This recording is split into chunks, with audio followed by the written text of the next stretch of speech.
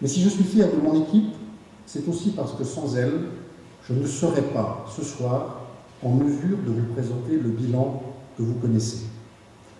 En 2001, nous avons présenté un projet fondé sur une méthode où la concertation occupe une place essentielle, nourri d'un état d'esprit qui fait appel à la seule forme d'intelligence qui vaille aujourd'hui, l'intelligence collective, et inspiré par une conception exigeante du service public.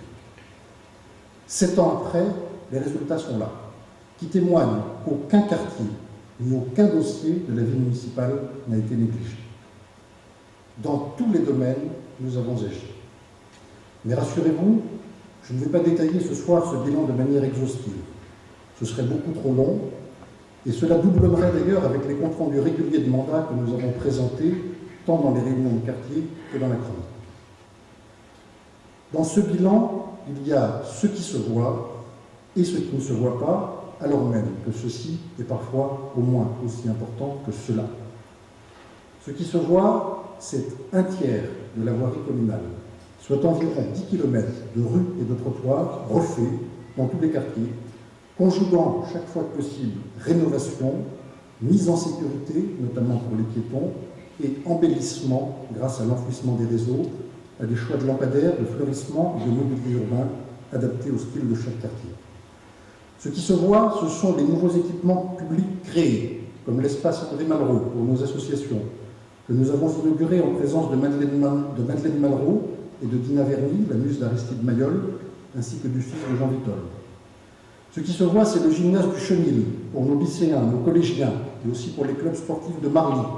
Ce sont nos écoles modernisées, à commencer par l'école maternelle Ramon, totalement métamorphosée. Ce sont les centres de loisirs des Sablons, agrandis et rénovés. Ce sont les aires de jeu pour les enfants, créées au parc Jean Vitol, aux entrées, au parc du Chenil.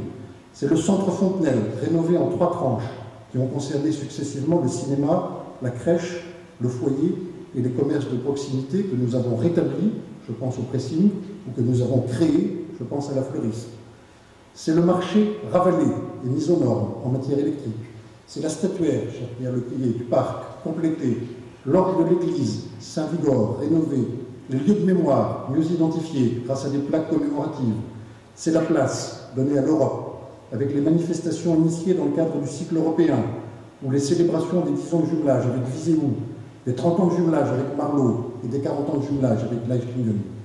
C'est l'ouverture au monde, avec la visite à Marly du maire de Kita et l'accompagnement de projets structurants pour cette ville d'Afrique. C'est la réalisation, pour la première fois, d'un spectacle vivant réunissant dans le parc de Marly les troupes de théâtre et compagnies de danse de Marly autour du songe d'Adélaïde.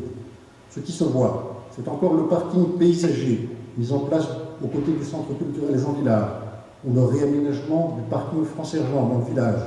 C'est aussi, puisque nous avons décidé de travailler jusqu'au bout pour Marly, cher Armel, notre poste de police municipale en centre-ville, qui sera inauguré à la fin de semaine, grâce aussi à la dotation parlementaire de Pierre, comme les 2 tennis couverts au stade François-Henri de Virieux, où on les attendait depuis 40 ans. Ce qui se voit, ce sont des travaux importants réalisés par le bailleur social qui a repris les logements de la Sémaro. Les locataires en sont les premiers témoins et bénéficiaires, ravalement des façades, amélioration de l'étanchéité, sécurisation des entrées et surtout réactivité par rapport aux interventions quotidiennes.